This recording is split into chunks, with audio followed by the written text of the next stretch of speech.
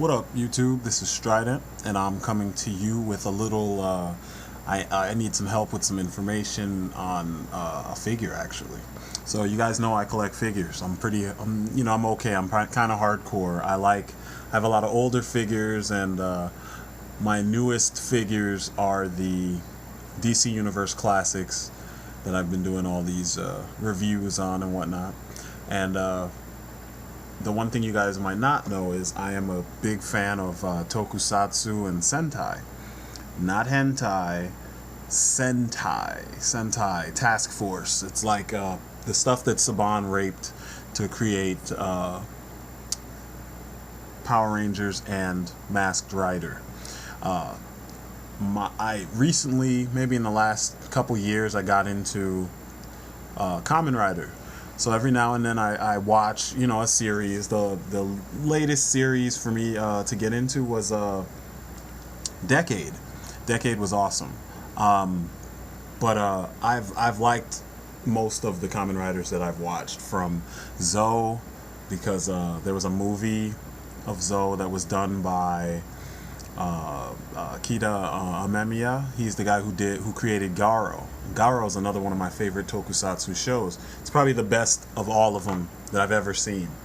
And I'm itching to see Red Requiem, which is the 3D retelling of the series. But back on to the matter at hand.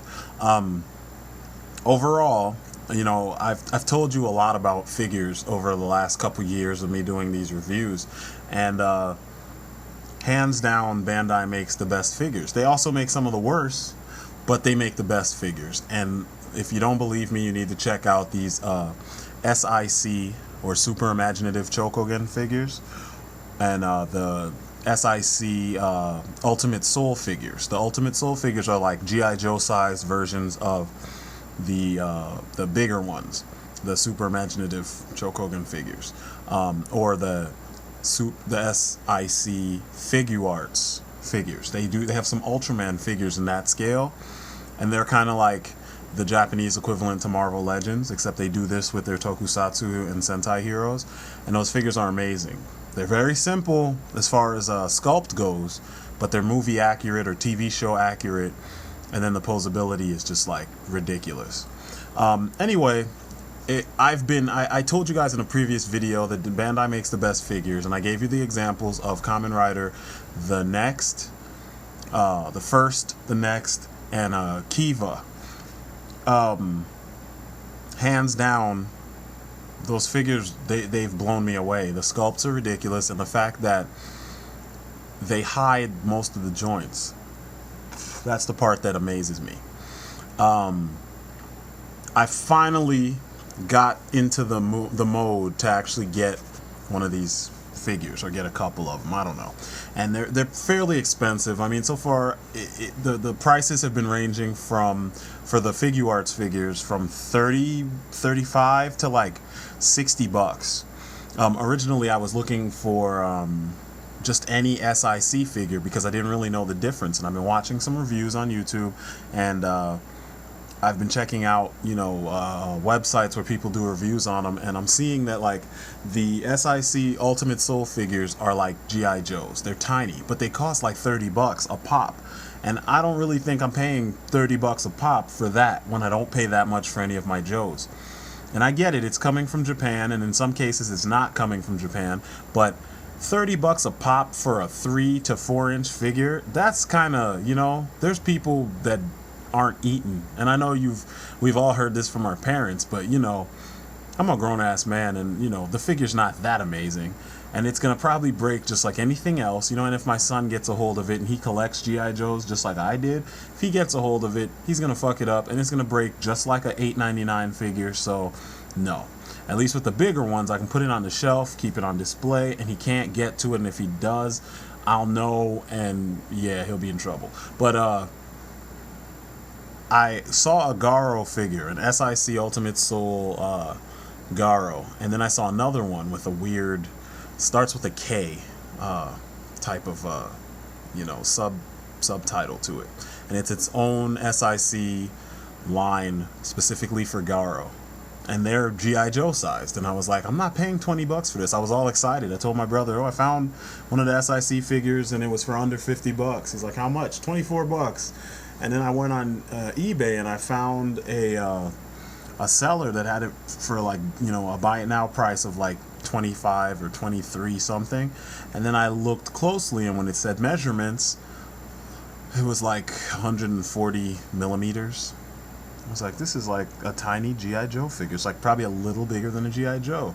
And I went online and I looked at some more and I saw the comparisons, and I wasn't, you know, happy with it. So I've settled on the SIC figuarts figures. They're the ones that I like the best. They're about 5, you know, they're in the 5-6, you know, inch range. So I dig Kamen Rider. I liked Kamen Rider Agito. This is a poster for the movie, which I haven't seen, but I've seen the whole series. Agito was cool, the designs were cool, the bike was cool, the choreography was actually okay. It was a lot of karate-based martial arts, but it was an interesting show that kept my attention all the way through. If I could find a good figure for a decent price, I'd actually be interested in this. I also, I want to say this past year, I watched all of Kamen Rider Decade. Now, this is a picture of the actual figure. He's kind of sitting the way that his, you know, the character on the show actually did often. But Decade was really cool. It was a throwback to all of the 10 years worth of Kamen Rider, you know, lore and episodes. So each episode, he was in a different world. And sometimes he spent several episodes in, you know, said world. His design's cool. I'm still kind of like, the whole pink thing. It fits the character. I wasn't really the biggest fan of his design, even though the design is really, really original. The character was a little bit effeminate and really like pretty. You know, he was kind of almost like a B-show type, and it's kind of like, you know, it worked for him, you know, because he was an awkward, strange kind of character that turned out to be ridiculously powerful. But I didn't like him enough to want a figure of him, you know. But hands down, my favorite of all the Kamen Riders is Faiz. Faiz's design, his mannerisms, his bike, his powered up modes, they're easily the best. The whole glowing piping and the phone transformation, it just seems practical to me, and it works. And his bike doesn't look so out of the ordinary that he couldn't ride around with it in the street when powered down and have people be like, yo, what kind of bike is that? You know, I mean, a motorcycle enthusiast would be like, yo, that bike is sick. What is it that you're driving? But you know, the average person wouldn't be like, that's a transformer, you know. I just I don't know. I'm a big fan of this series, and the designs in the series were awesome. So when I was going through and looking at all this stuff, I was like, which one would make the best you know, figure? Who should I get? Who should I get? Who should I look for? You know, which one would be, you know, kind of interesting? But of course, you know, I wanted to see what would be the availability of the guy that I like. So I've looked and I've looked and I've looked, and I found a couple, and the prices are from I want to say the mid 30s for his. What you see here is just standard Faiz. That's just the way he looks when he transforms. They did another version of him, which is called the Blaster mode, which is like the powered up. It's like level 2, we'll put it like that. And level 2 has several weapons and powers and things like that. But overall, it's a pretty badass design. He pretty much is this with a different kind of curve in his armor, and the whole suit is red except for the chest plate. And then they have another mode called the Axel mode. And Axel is it's like his final mode. Chest is opened up and you see all the inner workings of his armor, and it's like all this tech, like exposed tech. And I mean, it's kind of a cool idea, you know. I saw that figure and that one I think it's gonna be released. It's to be released soon. It's a nice one. That's what's pictured here is the blaster mode. I only want the original and the blaster mode. Blaster mode was awesome because in the movie, which is what you're seeing the poster for here, Faiz went off on the guy in the upper right hand corner. Well, it's my right, your left. He beat the shit out of that guy, and their fight was awesome. And there's a lot of like cool mannerisms that Faiz has that, you know, they really shine in this fight, you know. And these are all reasons why I think that's the one I need to pick up. You know, it's the character I'm the most drawn to or whatever.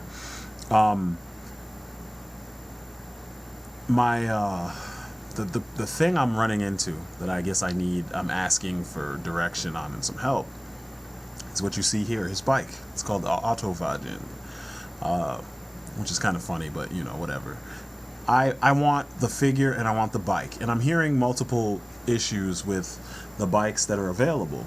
The SIC Ultimate Soul line, the figures are really small. They're like G.I. Joe size, but the Autovagin for that is like $40 or $30, and I'm like, get the fuck out of here. I'm not paying $30 for a tiny dirt bike that happens to transform. That's bullshit to me, you know. The figuarts figures don't have an Autovagin yet. It's on its way. But years ago, I think it was like 2003, there was some line that Bandai did. It was like super SHF or SFH or something like that. They did a line that it was the one that showed it had an Autovagin in there. And it was pretty cool that they came up with this, you know, but at the same time, it was kind of like, what did they call it? The SRHF transforming Autovagin and Kamen Riser Faiz. I thought it was cool, but like, I guess because it was so old, it's hard to find, and if you do find it, they charge you an arm and a leg.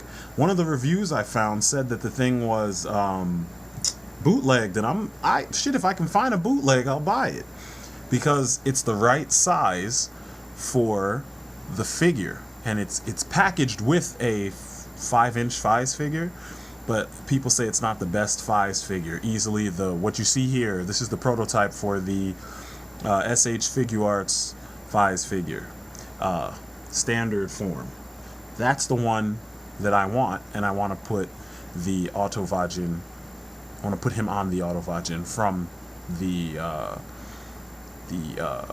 Super RHF transforming Autovagin. I want to put him on that. So I know you guys are saying, damn, you gave me all this information, but you haven't asked for what you needed to ask for. So what I am asking for is if you guys have any information on like where I can find these things for a decent price, and by decent price I mean not $50 a pop, you know, a little bit less, you know, or where I can get an Autovagin, the SRHF transforming Autovagin with Faiz for under $100, you know, including shipping. I'm gonna get this blaster mode figure off of eBay, but if anyone knows, you know, a spot where I can pick these things up for a decent regular price, you know, let me know. You know, if you guys have one for sale and you want to hook it up, let me know. You know, don't jip me now, but you know, hook it up and let me know what you guys think, and you know, what all you Sentai and Tokusatsu fans and Sentai and Tokusatsu figure fans, let me know what the deal is with this stuff, because like I've told you, I already know the quality of these figures. You know, I just want to make sure that when I pick up this particular one that I'm not getting gypped, because there's a lot of these guys out there. I just want to make sure I'm picking up the right one. So anyway, that's it for this little whatever you want to call this, and let me know what you think. As always, check out my website, and we will talk later. Peace, people.